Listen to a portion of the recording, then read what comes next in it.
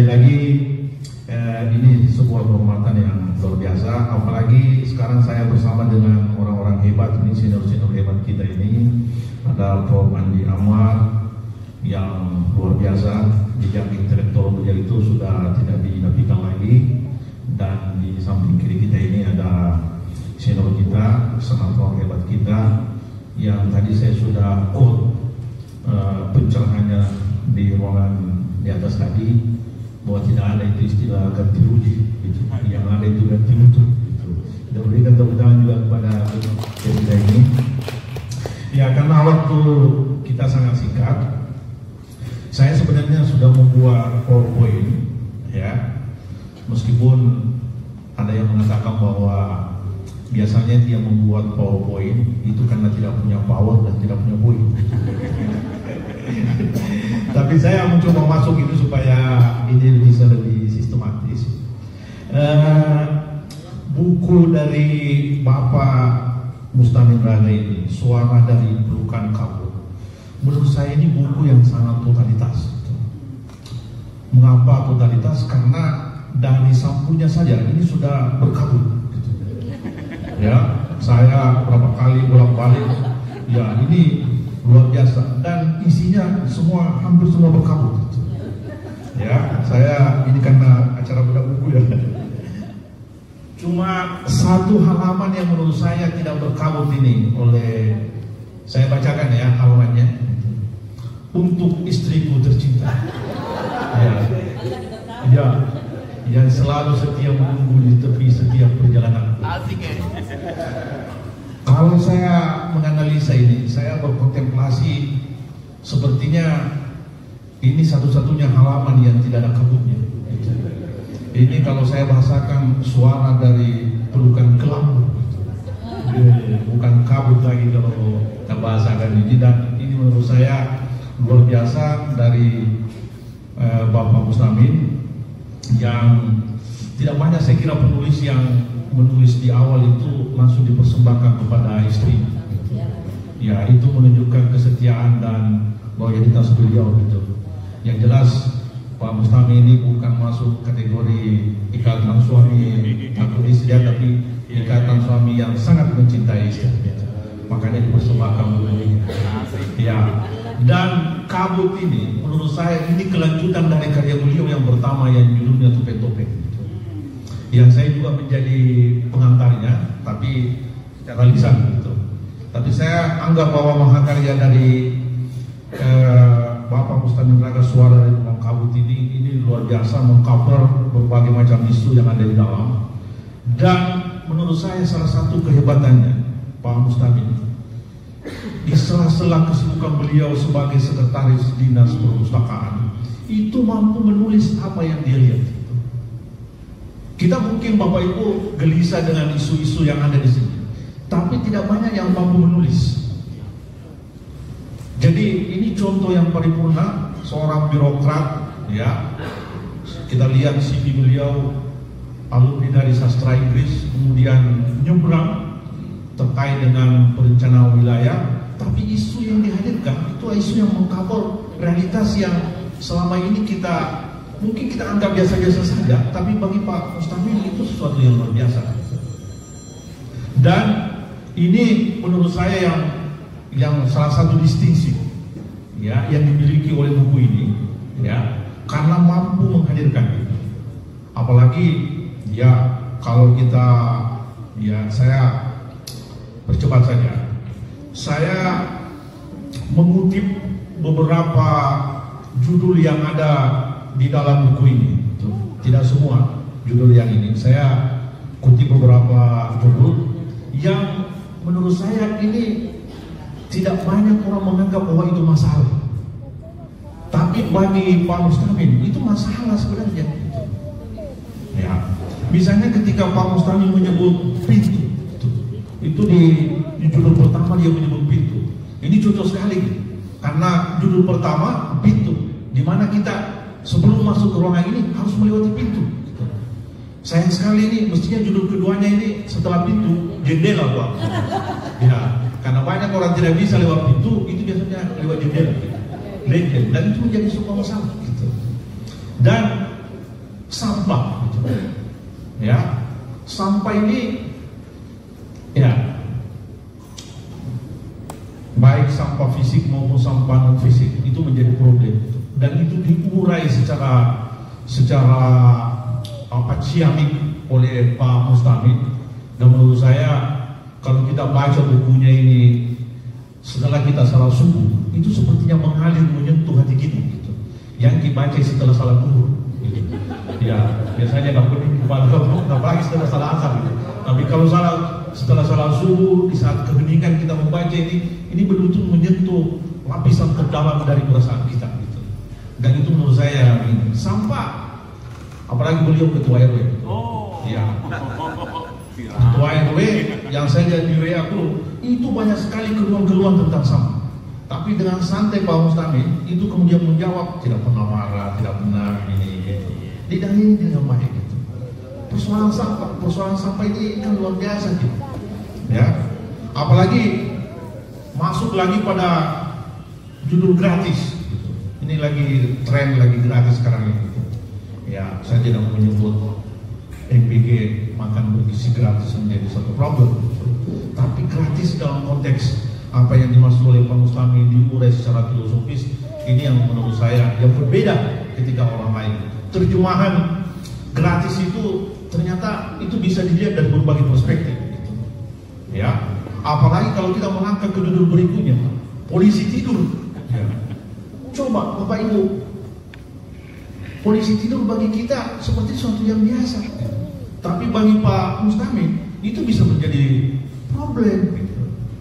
Ya, solusi yang bisa melahirkan problem gitu. Ya. Saya tidak tahu kalau ini di bahasa Inggris kan ini apa ini Pak? Ya, speed kan ya? Iya. Tapi polisi tidur kita ini kan terkadang tidak tidur gitu. Karena membuat kita tertekan gitu. Dan itu menjadi masalah bagi Pak Dr. Mustamid. Begitu pula ketika beliau berbincang tentang Pak Oga di tikungan negara gitu. Coba gitu, kalau kita jalan-jalan ke luar negeri belum pernah kita melihat ada itu Pak Oga itu. Begitu Pak ya. Di sini saja ada Pak Oga gitu. Ya, Pak Oga di tikungan negara. Saya juga baru tahu kalau negara punya tikungan gitu. Ya, di sini. Jadi diksi yang dihasilkan, ada kesalehan yang patah di tengah jalan gitu. Ya, ada teras, ada ketua, ada antrian di tanah minyak. Ini menurut saya kritik sosial yang diberikan oleh Mustamid. Oleh karena itu, saya setelah membaca beberapa judul itu, saya menyimpulkan bahwa kehebatan dari buku Pak Mustamid ini, yang pertama, dia mampu menulis tema-tema yang tidak terpikirkan oleh orang lain. Mungkin Pak Kamaludin tidak memikirkan bahwa ternyata WC itu bisa jadi tulisan yang panjang. Pak Oga, gitu. Ya, sampah, ya, gratis. Semua itu bisa dikembangkan menjadi sebuah tulisan yang menarik dan membuat kita harus merenung. Gitu. Kemudian yang tadinya tidak, Pak Oga, mungkin kita setelah kita kasih uang 1.000 atau 2.000 kepada Oga sudah selesai. Gitu. Ya, kita sudah selamat untuk mendikungin negara gitu. Ya, tapi ternyata ada persoalan lain ketika membaca tulisan itu.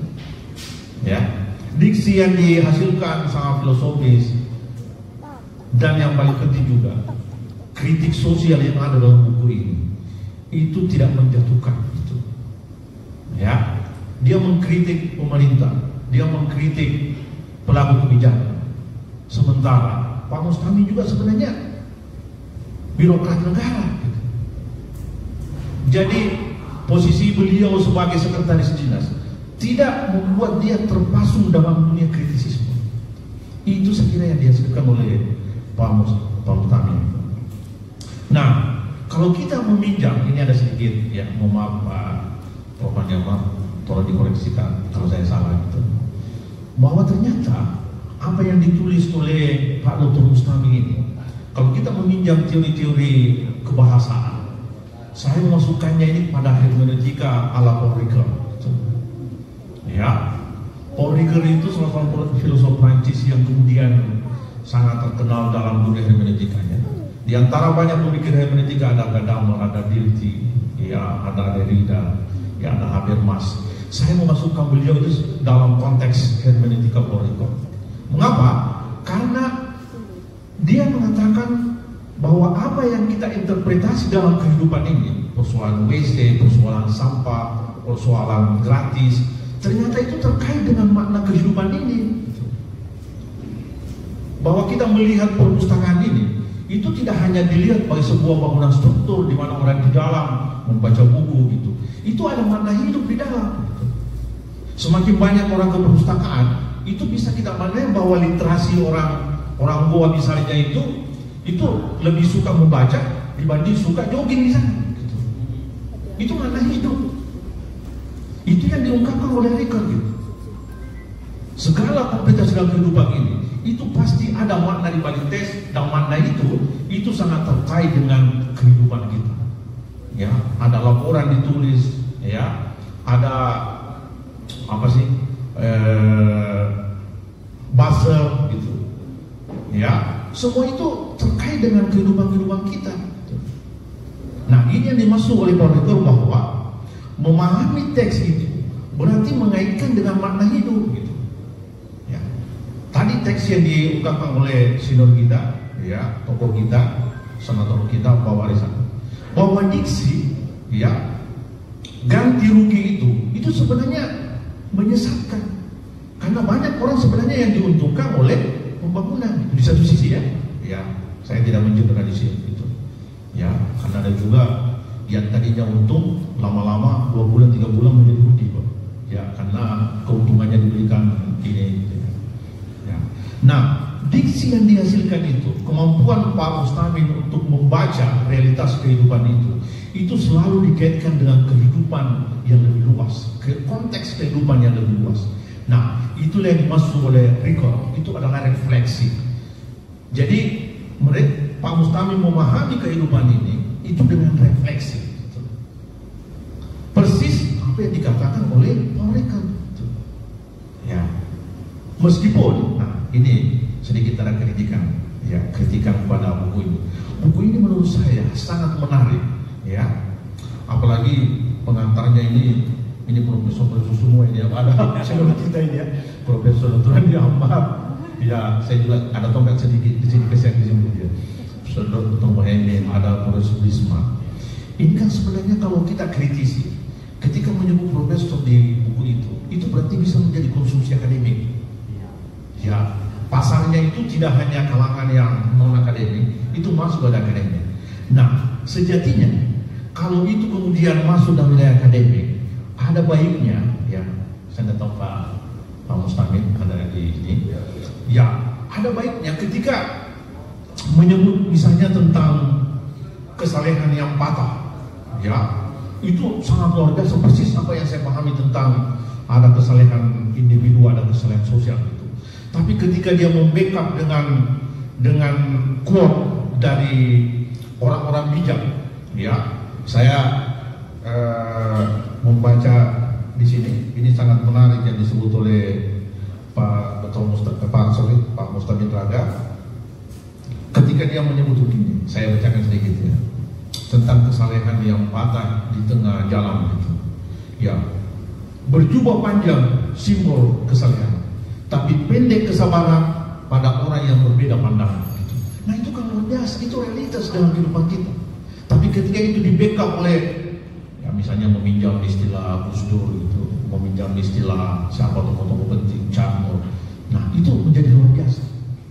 Ya, di akhir buku ini, ya, ditulis tentang kaitannya dengan oposisi, ya, itu menarik, itu karena mengutip dengan ini.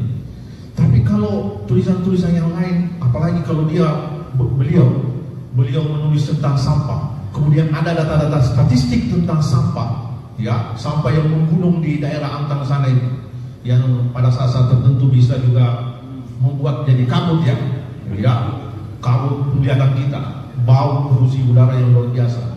Dengan angka-angka statistik, saya kira buku ini menjadi luar biasa gitu. Ya, saya kira itu saja yang menurut saya. Ya, ini bukan saya cuma feedback saja. Jadi backup data-data statistik dari buku ini itu semakin menambah kekuatan atau magnet dari buku ini ketika dia menyajikan juga dengan data-data. Apalagi tulisan antri di tanah minyak. Ya, itu kan juga luar biasa gitu. Ya, di Kalimantan tempatnya minyak, tapi justru orang di sana antri di tanah minyak. Persis seperti yang kalau di sini kan kita tidak banyak minyak, yang banyak di sini kan minyak gosok saja. Ya, tapi di SPBU itu banyak juga antri sekarang ini. Nah, ini luar biasa kalau dibekal dengan data-data statistik. Saya kira itu pertanyaan saya terkait dengan buku dari senior kita, ya, Bapak Mustamin Raga, yang selalu saya hormati, apalagi ketika berada di kompleks, ya, melahirkan karya yang di sela-sela kesibukannya, dan menurut saya ini sesuatu yang berbeda gitu. Ya, kali kita berikan aplaus kepada Pak. Kita beri aplaus. Ya, saya kira itu